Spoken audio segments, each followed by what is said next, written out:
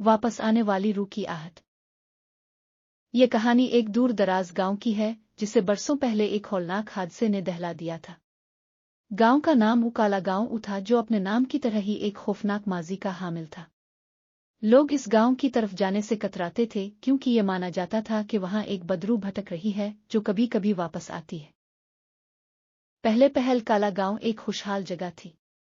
लोग मेहनती, दोस्ताना और खुश मिजाज थे। लेकिन एक रात गांव के बड़े बुजुर्गों ने कुछ ऐसा किया जिसकी वजह से उनकी खुशहाल जिंदगी हमेशा के लिए तबाह हो गई। ये कहा जाता है कि उन्होंने एक पुरअसरार जंगल के किनारे पर एक कदीम कब्रिस्तान को खोदा था जहां एक कदीम रूह दफन थी। इस रात जब बुजुर्गों ने कब्र को खोला, एक गैर मामूली तेज हुआ का झोंका आया और अचानक फिजा में एक अजीब सी खुशबू फैल गई। वो खुशबू मौत और बदबख्ती की अलामत थी। बुजुर्गों ने कब्र से एक कदीम खजाना निकाला जिसके साथ वो वापस गांव आए। गांव के लोग खुश थे लेकिन वो नहीं जानते थे कि उनका किया हुआ कदम एक भयानक कीमत चुकाएगा। इस खजाने के साथ ही बदरू की लानत भी गांव में दाखिल हो गई थी। कुछ दिन बाद गांव में अजीब और गरीब वाकयात पेश आने लगे। लोग अपने घरों में अजीब आवाजें सुनते जैसे किसी की आहट हो रही हो। दरवाजे और खिड़कियां खुद ब खुद खिलने और बंद होने लगे। चराग बगैर किसी वजह के बुझने लगे। एक रात जब गांव के सभी लोग सो रहे थे तो अचानक एक हौलनाक चीख सुनाई दी। लोग अपने घरों से बाहर निकल आए और देखा कि गांव के एक बुजुर्ग जो कब्रिस्तान की खुदाई में शामिल था, इसके घर के सामने बेजान पड़ा था। इसका चेहरा खौफ से बिगड़ा हुआ था और उसकी आंखें खिली थीं जैसे वो आखिरी लम्हे में कुछ बहुत खौफनाक देख रहा हो। ये पहली मौत थी लेकिन आखिरी नहीं। इसके बाद एक एक करके कब्रिस्तान की खुदाई में शामिल तमाम बुजुर्ग पुरअसरार तौर पर मरने लगे।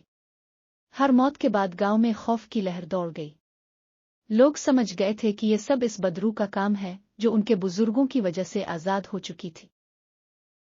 कई साल बाद जब गांव में ये खौफनाक वाकयात तकरीबन भुला दिए गए थे तो गांव की नई नस्ल ने इस कहानी को महज एक अफसाना समझना शुरू कर दिया। उनमें से कुछ नौजवानों ने इस बात का चैलेंज लिया कि वो कब्रिस्तान जाएंगे और देखेंगे कि वहां किया है। उन नौजवानों में अरशद, इसका दोस्त अली और उनकी दोस्त ज़ैनब शामिल थीं। ये सभी बड़े होकर शहर में रहने लगे थे लेकिन एक दिन गांव वापस आए और अपने वालिदैन से इस कदीम कहानी के बारे में सुना। उन्हें यकीन नहीं आया कि ऐसा कुछ हो सकता है। एक रात उन्होंने फैसला किया कि वो कब्रिस्तान जाएंगे और खुद देखेंगे कि वहां किया है। उनके दिलों में खौफ तो था लेकिन उन्होंने अपने खौफ को दबाया और अपनी हिम्मत को बरकरार रखा। वो रात बहुत तारीक थी। आसमान पर बादल छाए हुए थे और चांद भी बादलों के पीछे छप गया था। अरशद, अली और ज़ैनब चराग लेकर गांव के पुराने कब्रिस्तान की तरफ रवाना हुए। वो रास्ते में चुपचाप चल रहे थे क्योंकि उन्हें मालूम था कि वो एक खतरनाक जगह जा रहे हैं। जब वो कब्रिस्तान पहुंचे तो उन्होंने देखा कि वहां एक अजीब सा सुकूत था। हवा भी नहीं चल रही थी और दरख्तों के पत्ते भी बिल्कुल साकित थे। कब्रिस्तान के अर्द गिर्द पुराने दरख्तों का साया उन पर भारी पड़ रहा था। उन्होंने कब्र के करीब जाकर देखा। वो कब्र अब भी वैसी ही थी जैसे सालों पहले थी। लेकिन जैसे ही वो करीब पहुंचे अचानक एक सर्द हुआ का झोंका आया और चराग बुझ गए। अंधेरे में उन्होंने एक अजीब सी आहट सुनी। उनके दिल जोर जोर से धड़कने लगे लेकिन वो वहीं खड़े रहे। वो आहट करीब आती गई और अचानक एक आवाज सुनाई दी जैसे कोई उनसे कुछ कहना चाह रहा हो। तुम यहां क्यों आए हो? आवाज ने पूछा।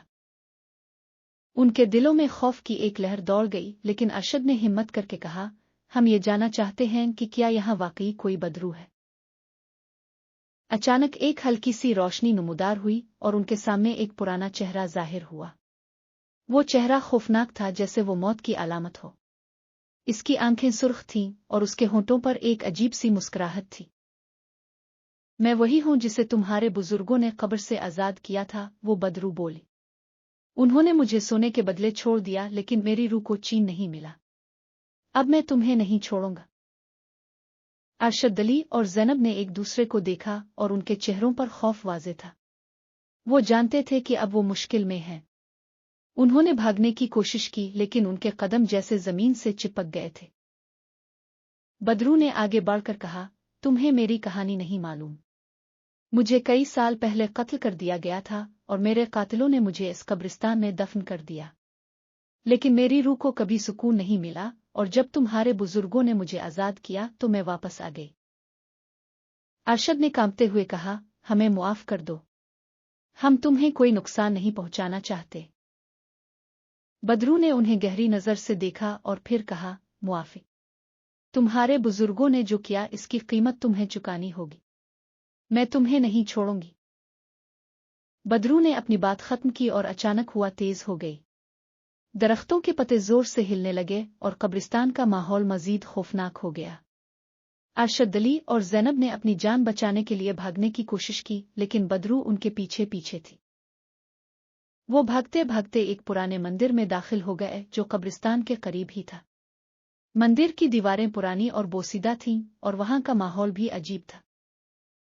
उन्होंने दरवाजा बंद किया और अंदर बैठ गए। उनके दिल जोर जोर से धड़क रहे थे और उनके चेहरे पर खौफ था। बदरू के कदमों की आहट उनके करीब आती जा रही थी। अचानक मंदिर के अंदर एक पुराना बुजुर्ग नमूदार हुआ। वो उनके करीब आया और बोला, यहां से निकलने का वाहिद रास्ता है कि तुम बदरू से मुआफी मांगो और उसकी रूह को सुकून दो। अरशद ने कहा, लेकिन हम कैसे मुआफी मांग सकते हैं? बुजुर्ग ने जवाब दिया, तुम्हें इस मंदिर में मौजूद कदीम किताब से एक मखसूस दुआ पढ़नी होगी जो बदरू को सुकून दे सकती है।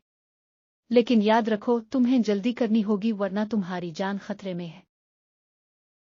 अरशद अली और ज़ैनब ने बुजुर्ग की बात पर अमल करने का फैसला किया। उन्होंने कदीम किताब निकाली और दुआ पढ़नी शुरू की। जैसे ही वो दुआ पढ़ने लगे बदरू की आवाज और करीब आती गई। उनके दिलों में खौफ बढ़ता गया, लेकिन उन्होंने दुआ पढ़ना जारी रखा। अचानक मंदिर के दरवाजे जोर से खिल गए और बदरू अंदर दाखिल हो गई। बदरू ने चीख कर कहा, तुम मुझे नहीं रोक सकते, तुम्हारी कोशिशें बेकार हैं। लेकिन अरशद और उसके दोस्तों ने दुआ पढ़ना जारी रखा। दुआ का असर जाहिर होने लगा और बदरू की ताकत कमजोर पड़ने लगी। इसकी चीखें आहिस्ता आहिस्ता कमजोर हो गईं और वो जमीन पर गिर गई।